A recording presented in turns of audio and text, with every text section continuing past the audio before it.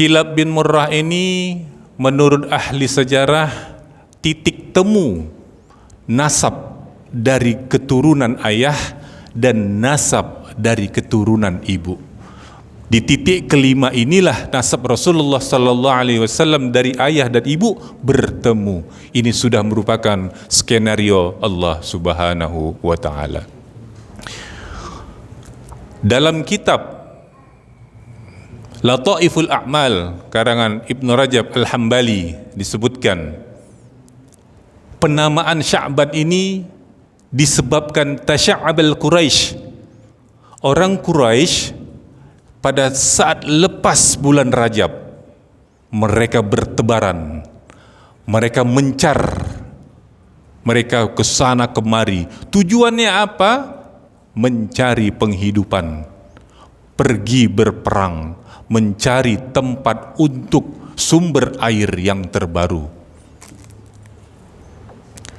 Berapa tahun jarak dari 412 itu kepada kelahiran Nabi? Kira-kira Bapak Ibu ada yang tahu tahun berapa Nabi lahir? Coba tolong dibantu saya agak lupa-lupa dikit, agak migran malam ini. Kira-kira tahun berapa baginda Rasulullah sallallahu alaihi wasallam lahir? Memang kita tahu 12 Rabiul Awal tahun gajah, Ustaz. Memang tahun gajah. Saat ini tahun gajah udah enggak ada lagi. Masya Allah, Masya Allah. Rasulullah sallallahu alaihi wasallam dalam kitab Sirah Nabawi dikatakan lahir tanggal 20 April 571 Masehi. Ada yang bulan April di sini Bu lahirnya selain saya? Saya lebih dahulu menyebutkan saya bulan April, Bu. Saya bangga saya 1 bulan dengan Nabi walaupun beda jauh tahunnya. Bapak Ibu sekalian yang dirahmati oleh Allah, itu tadi sepintas layang pandang mengenai sejarah penamaan. Dulu sebelum Islam, nama Sya'ban adalah adil, perimbangan artinya. Orang Quraisy pada saat Ashhurul Hurum, pada saat bulan yang diharamkan, mereka tidak ada yang keluar dari rumahnya. Jadi litasya'ubihim ba'da khurujihim min Rajab. Rajab adalah Ashhurul Hurum. Ashhurul Hurum ada berapa Bapak Ibu? Bulan yang haram itu ada berapa? 4, apa-apa aja Bu? Kayaknya ibu-ibu nih kayaknya yang banyak belajar sirah ini.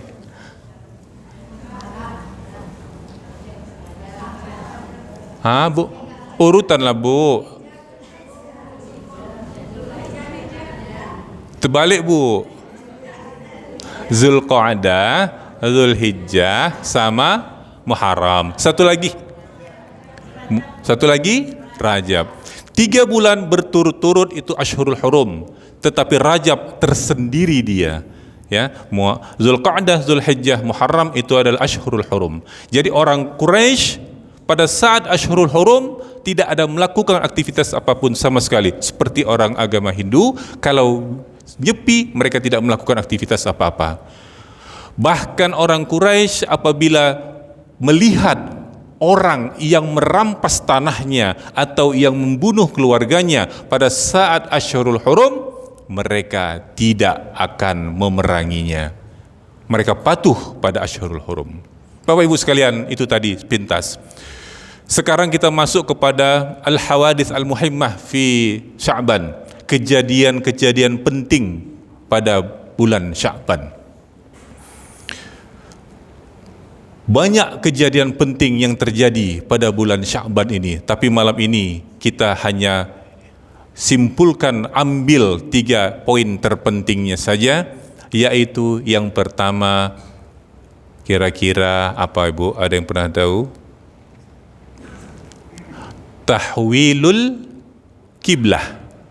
Ya, kiblat itu dirubah arahnya pada malam Sya'ban, pada bulan Sya'ban.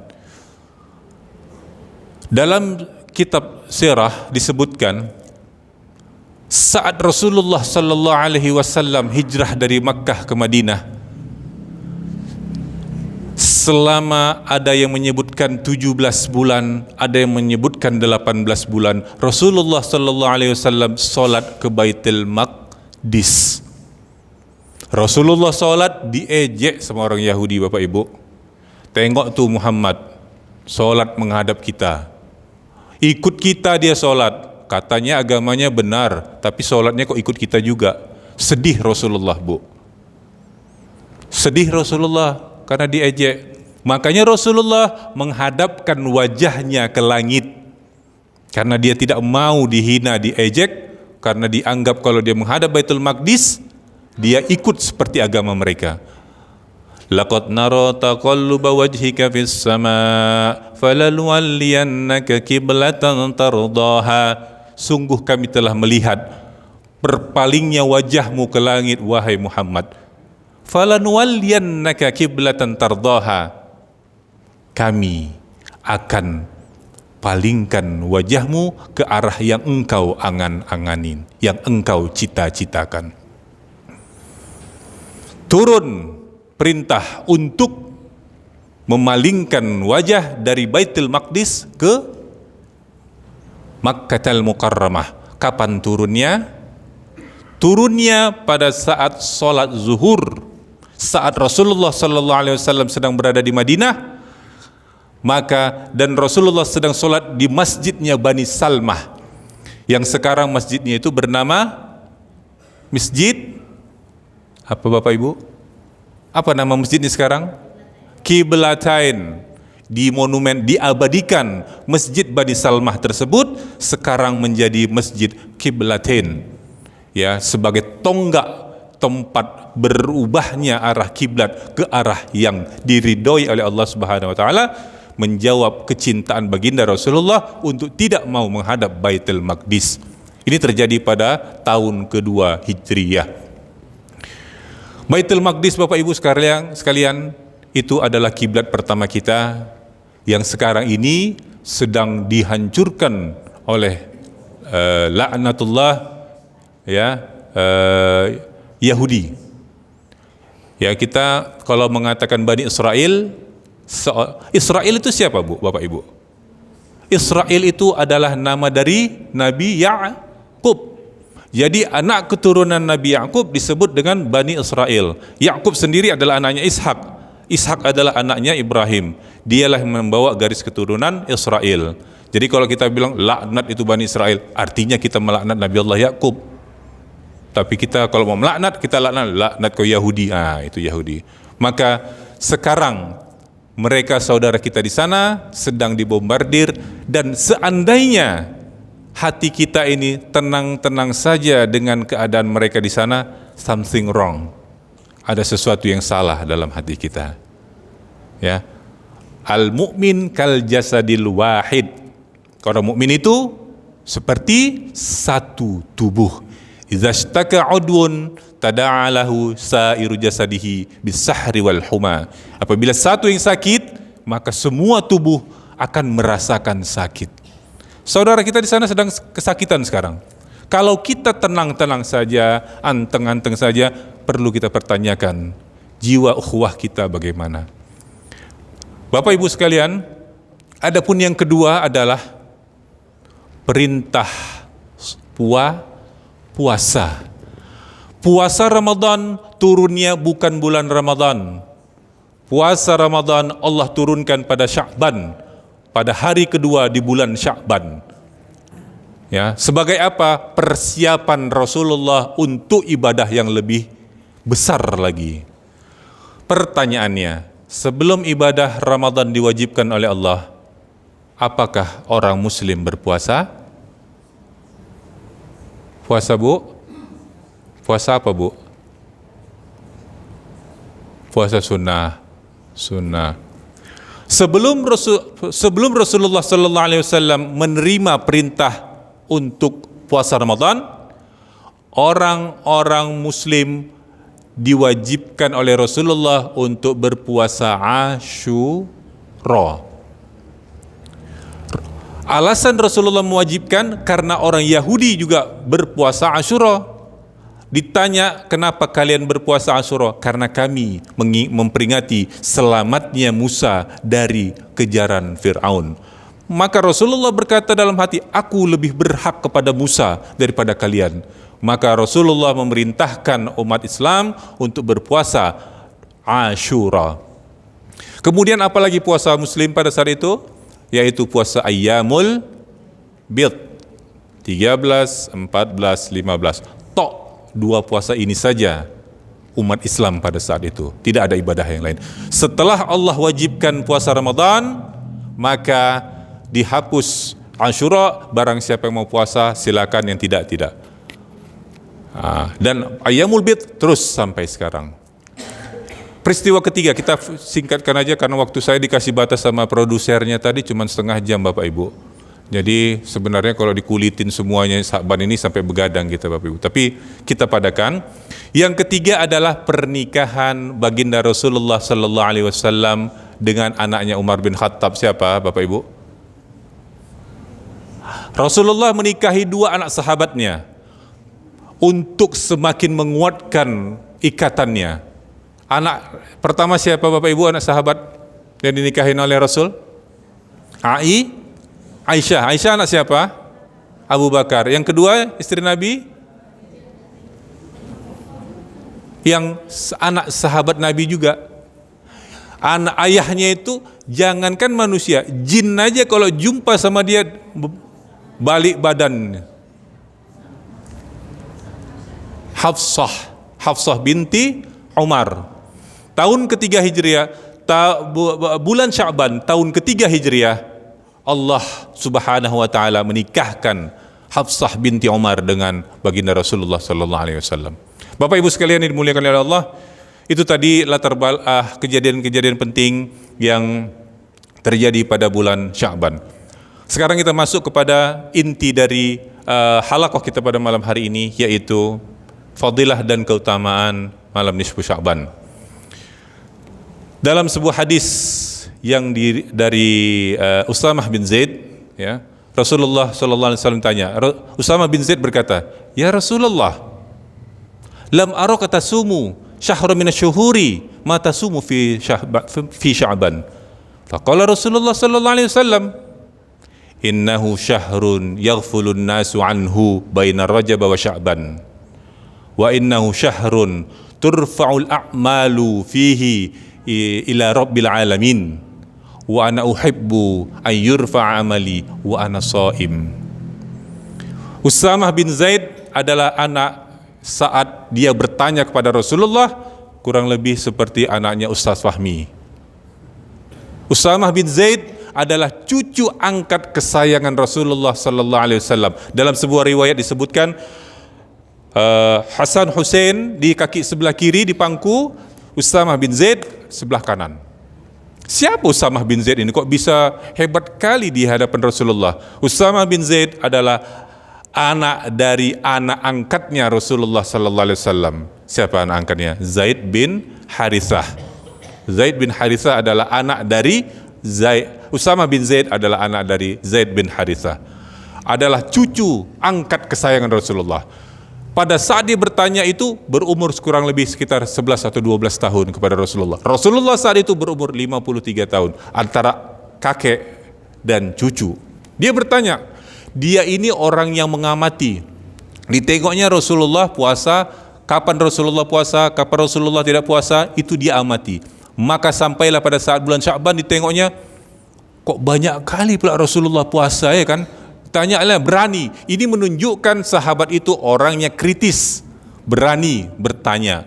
Ya Rasulullah, lam araka tasumu syahran min asy-syuhuri ma tasumu fi Sya'ban. Aku enggak pernah melihat kau puasa seperti puasamu bulan Sya'ban ini. Apa kira-kira ya Rasulullah?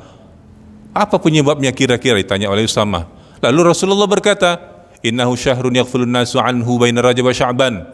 Dia adalah bulan yang selalu dilupakan oleh manusia, yaitu antara Rajab dan Sya'ban. Apakah orang-orang muslim pada saat itu tidak tahu di mana posisi bulan Sya'ban? Maka ditegaskan oleh Rasulullah, ma baina Rajab wa Sya'ban. Tahu, tapi karena Rasulullah sudah tahu, orang-orang muslim itu banyak yang lupa sama Sya'ban. Habis Rajab, kita sampai sekarang pun saya lihat di mana-mana ada peringatan Isra dan Mi'raj. Padahal sudah mencuri waktu Sya'ban itu. Harusnya wak nisfu marah nih, wak nisfu Sa'ban marah sama Rajab, kok masih ada acara Isra Mi'raj di bulan aku, kan gitu Bu. Tapi sampai sekarang Isra Mi'raj masih dilaksanakan. Orang muslim fokus sama Mi'raj, Isra Mi'raj di bulan Rajab. Ya.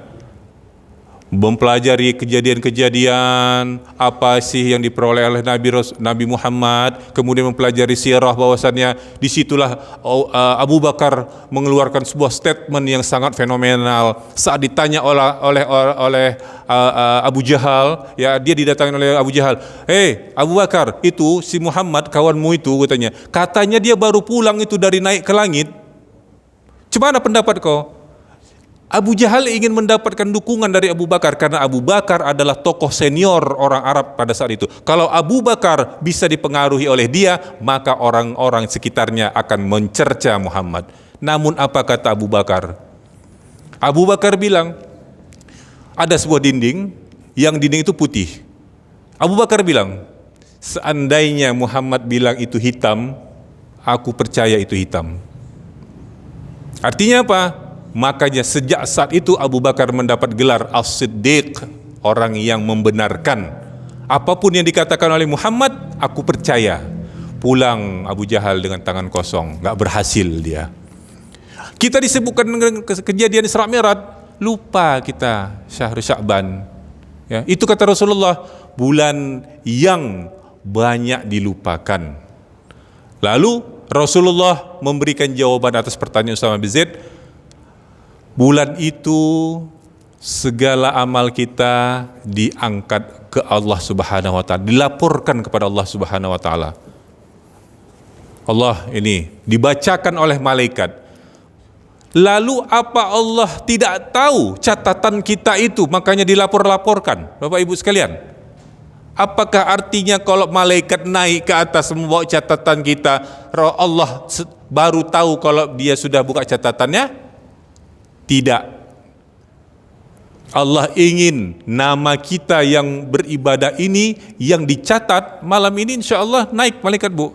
Tadi udah nelfon malaikat yang mau naik, dia katanya malam ini insya Allah akan dinaikkan catatannya, ya, jadi perbincangan di langit. Si Fulan bin Fulan, aku dapatin ini, aku dapatin ini. Ibnu Rajab Al-Hambali dalam kitabnya Fathul Bari. Fathul Bari ada dua Bu. Fathul Bari Syarh Sahih Bukhari yang dikarang oleh Ibnu Hajar Al-Asqalani, orang Palestina, Asqalan ya. Satu lagi Fathul Bari, bukan Fathul Bari, Ibnu Rajab Al-Hambali dalam kitabnya Lataiful Ma'arib menyebutkan naiknya laporan amal ibadah kita itu punya 3 masa. Ada yang tahu Bu? Kapan-kapan aja Bapak, Ibu?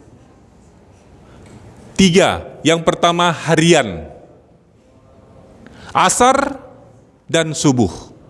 Salat asar dan salat subuh adalah salat yang diperhatikan oleh malaikat. Malaikat ikut salat Bu, tapi kita nggak nampak lari lah, kita bubar. Salat subuh dan salat asar, malaikat menyaksikannya dan ikut sama kita.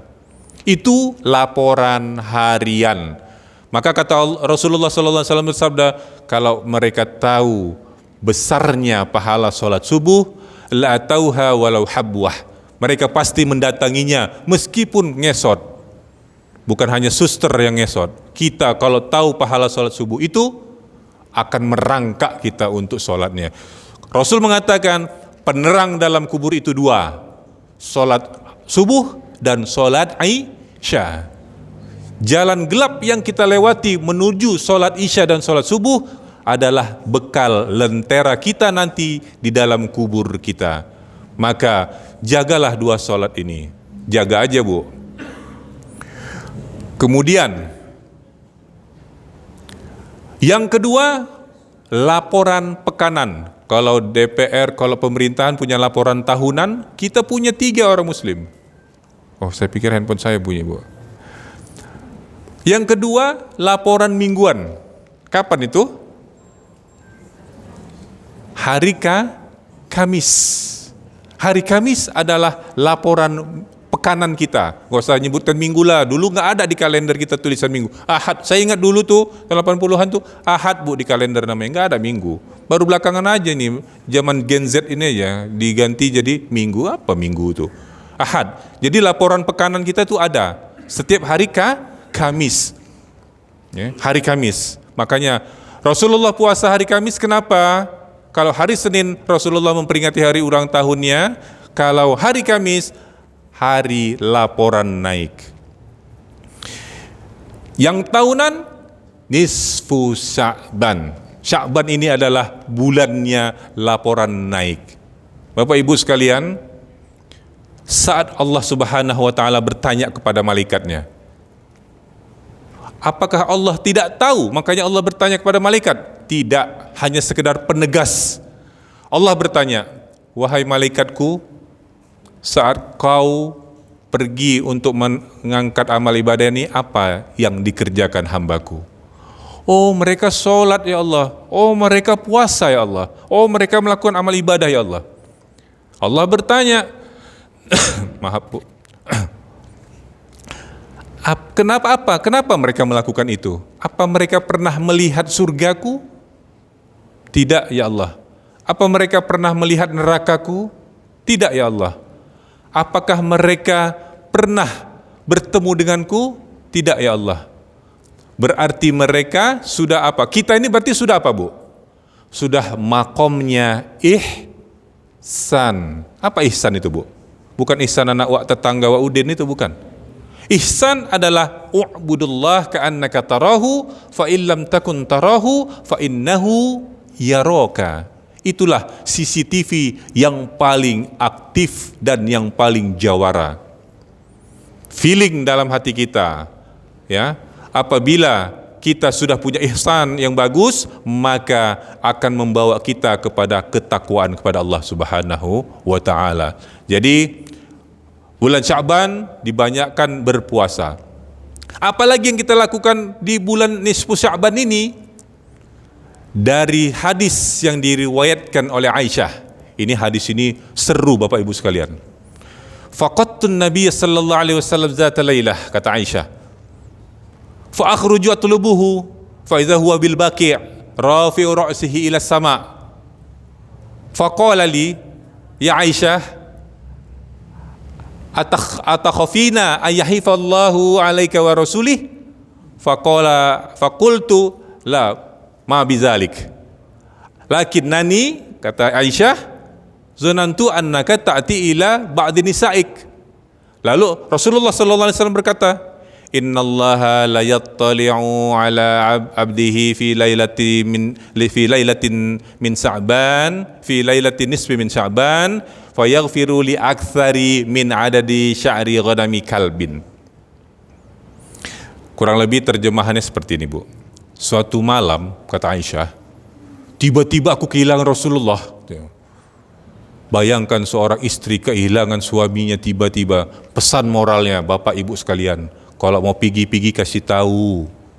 Jangan nanti tiba-tiba ibu itu mencari-cemari, kemana suamiku. Ini untung yang hilang Rasulullah. Ini untung hilang kita. Apalagi kalau Rasulullah hilang, pasti kecarian kan. Aku keluar, kata Aisyah, untuk mencarinya. Rupanya aku tengok dia di Baqi. Baqi tahu Bu, di mana Bu? Baqi itu sepenggal surga yang ada di alam dunia, yaitu kuburan Baqi. Ada dua, Baqi sama Ma'la. Aku lihat dia di Baqi sembari mengangkat kepalanya ke atas. Lalu Rasulullah melihat, tahu Aisyah datang, maka dia berkata, Aisyah, apa kau takut Allah dan Rasulnya menyia-nyiakanmu? Kata Rasulullah. Enggak kepikir sama aku ya Rasulullah, katanya. Aku hanya berpikir, kata Aisyah, zanantu annaka ta'ti ba'da nisa'ik. Aku pikir kau ke rumah Ummul Mukminat yang lain, katanya. Karena malam itu jatahnya Aisyah. Maka aku pikir kau ke rumah Ummul Mukminat yang lain. Pesan moralnya, Bapak-bapak, Allah sudah mengatakan cemburu itu milik wanita. Cemburu. Malam itu Rasul nginap di rumah Aisyah, tapi tiba-tiba Rasul hilang. Wah, pasti nih ke rumah yang lain ini, kan gitu kan. Cemburu.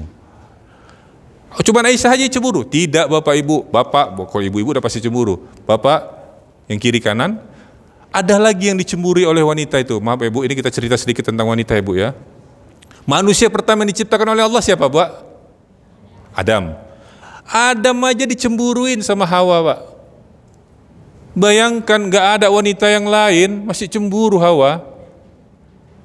Adam pulang malam-malam, maklumlah pula baru rumah pertama. Kita rumah pertama kan mau tahu, Adam jalan ke sana, jalan ke sini, tengok sana, nggak ada kafe belum Bu, belum ada diskotik, masih semuanya kosong. Adam pulang malam-malam, dimarahin sama Hawa. Kau kemana aja gitu? Cemburu Hawa Bu. Padahal nggak ada saingan. Adam cemburu, Hawa cemburu. Siapa lagi yang cemburu? Ada lagi yang cemburu Bu. Siapa? Yusuf dicemburuin sama Zulaiha. Kenapa? Zulaiha bilang kalau bisa ku injak-injak itu tanah, ku injak dia. Kenapa? Kalau bisa ku jadi tanah, aku mau jadi tanah. Kenapa? Aku iri. Tanah aja yang diperhatiin Yusuf. Aku gak pernah diperhatiin katanya. Karena Nabi Yusuf setiap jalan nunduk aja Bu. Nunduk aja Nabi Yusuf. Makanya Zulaiha bilang, kalau aku bisa berubah jadi tanah, mau aku jadi tanah. Biar aku yang diperhatikan oleh si Yusuf. Si romantis memang. Yang ketiga inilah Aisyah. Jadi itu tadi fadilahnya salah satunya. Poinnya itu tadi Rasulullah melanjutkan, Innallaha ta'ala la yanzilu fiha li ghurubiha ila sama'id dunya fayaghfiru li aktsari min adadi sya'rati ghanami kalbin. Allah Subhanahu wa taala pada malam nisfu Sya'ban turun ke langit dunia. Bapak Ibu jangan mentafsirkan turun itu seperti turunnya saya dari sepeda. Seperti turunnya Bapak dari kursi ke lantai. Karena kita ahlus sunnah wal jamaah, kita mengatakan Allah munazzahun an kulli syai', laisa kamitslihi syai'un, dan tidak ada yang serupa dengan dia. Maksud dari Allah turun ke langit dunia itu adalah ajudan, malaikat Allah utus ke dunia. Ya, Allah utus ke dunia untuk memberikan keterangan bahwasannya Allah Subhanahu wa taala mengampunkan semua hamba-hambanya. Seapa banyaknya Bu? Aktsaru min adadi sya'ri ghanami kalbin. Kalbin itu bukan gunggung, bahasa Arabnya kalau kalb itu kan gunggung, tapi kalb itu adalah nama suku di Arab. Saat itu suku itu mempunyai domba yang paling banyak di antara suku-suku yang lain. Ini dalam istilah gramatikal bahasa Inggris superlative degree. Kalau dalam gramatikal Arab namanya sighah mubalaghah. Artinya menunjukkan sesuatu yang luar biasa. Syair Abu Nawas mengatakan, "Dzunubi mislu a'dadir rimal." Dosa-dosaku ya Allah, maka aku enggak layak masuk ke surgamu lebih banyak daripada pasir di pantai. Pernah ngitung Bapak pasir, ibu-ibu? Kalau kita ke pantai dengan istri atau suami dan anak-anak, kita hitung pasir, ditinggalkan kita sama rombongan kita. Karena mungkin dipanggilkan orang rumah sakit jiwa, ya kan? Coba tolong dibawakan dia ke rumah sakit jiwa, dihitung pula pasir satu persatu. Ini adalah sighah mubalaghah, menunjukkan bahwasannya Allah Subhanahu wa taala mengampunkannya. Ustaz Fahmi gimana? Agak-agak lewat dikit. Sedikit lagi ya. Yang terakhir Bapak Ibu sekalian, apa yang kita lakukan di malam nisfu Sya'ban? Yang kita lakukan adalah berdoa kepada Allah Subhanahu wa taala, membaca tilawatil Quran dan istighfar. Salat perbanyak. Salat perbanyak. Oh, itu bid'ah. Bapak Ibu, amal ibadah yang kita lakukan di luar Sya'ban, nisfu Sya'ban boleh. Kenapa kok kita pinjamkan di malam nisfu Sya'ban tak boleh? Salat perbanyak Bu, terserah beberapa rakaat. Dalam Musnad Ahmad bin Hambal, anaknya pernah ditanya, Abdullah bin Ahmad bin Hambal ditanya, berapa banyak solat ayahmu? Oh, enggak terhitung. Salusu mi'ah, 300 rakaat, Bu. Bukan bacaannya kulhu kok kita kan ayat favorit kita kan kulhu, Allahu akbar, bismillahirrahmanirrahim, waladhdallin, amin, qul huwallahu ahad, Allahu samad, lam yalid walam yulad walam yakul lahu kufuwan ahad, Allahu akbar. Tapi mereka bacaannya surah-surah panjang, ya kan? Perbanyak solat, perbanyak baca Quran. Alhamdulillah tadi Ustaz Fahmi bilang, Ustaz Fahmi ini adalah teman saya saat saat menundukkan panasnya Mesir dan melawan udara dinginnya Mesir. Ini Ustaz Fahmi, Syekhuna al-Kiram.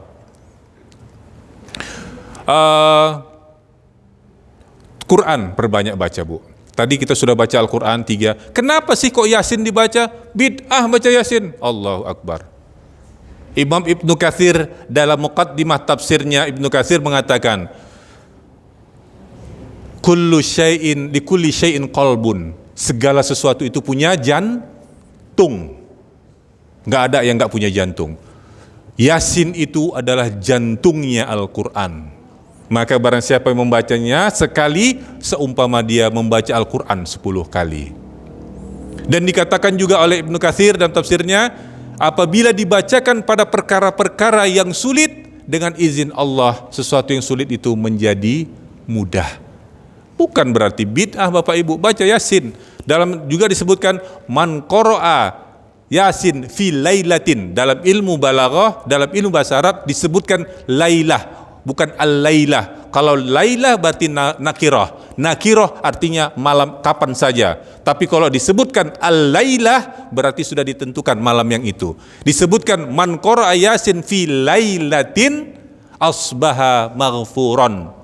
Barang siapa yang membaca surah Yasin pada malam, tidak disebutkan malam apa, pada suatu malam, maka subuhnya dia sudah diampunkan oleh Allah Subhanahu wa taala. Yasin bukan sembarangan. Makanya kalau ada yang mengatakan baca Quran itu baca Yasin itu bid'ah, Allah Akbar. Perbanyak baca Quran, perbanyak doa. Dan Imam Syafi'i mengatakan, balagha ilaina anna du'a yustajabu fi khamsi layal. Telah sampai kepada kami dalam Imam Syafi'i dalam kitabnya mengatakan, telah sampai kepada kami bahwa doa tidak akan ditolak pada 5 malam. Yang pertama, malam Jumat. Yang kedua, awalul lailah min Rajab, malam pertama bulan Rajab. Yang ketiga, malam nisfu Sa'ban. Yang keempat, malam Idul Fitri. Yang kelima, malam Idul Adha. Hal ini dikuatkan lagi oleh seorang sahabat yang agung, Abdullah bin Umar, mengatakan, pelihara 5 waktu.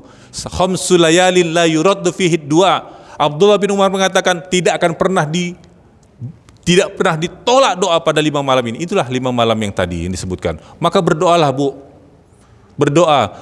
Capek pun berdoa. Udah banyak aku berdoa, tak dikabul-kabulkan. Rasulullah sallallahu alaihi wasallam pernah bermimpi. Terakhir ya mungkin sebelumnya. Rasulullah bermimpi, apa mimpinya? Ingat, kalau Rasulullah bermimpi bukan kayak mimpi kita, Bu. Kita mimpi dipatok pacat. Kita mimpi dipatok belalang. Lain. Rasulullah mimpi, apa mimpi Rasulullah? Rasulullah bermimpi dia diajak oleh malaikat Jibril datang main-main, sowan, dolan-dolan ke surga.